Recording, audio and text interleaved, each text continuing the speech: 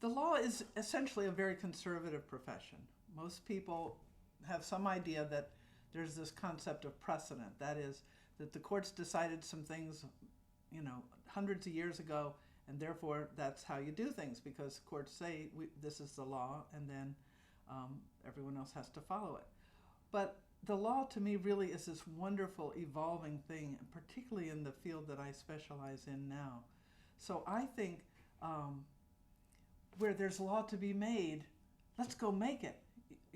I'm privileged to practice law in Los Angeles, California, the state that has the most progressive laws for little people who are taking on their fights against the big people.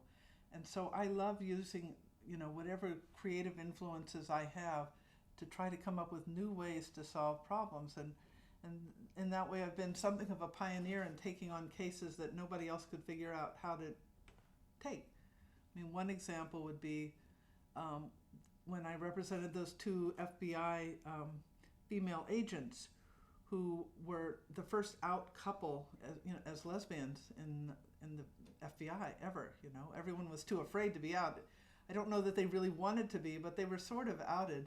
And then they just asked for the same right that the male agents and heterosexual female agents have. That is, to be transferred to the same city so they could live together. There was no federal law that allowed this.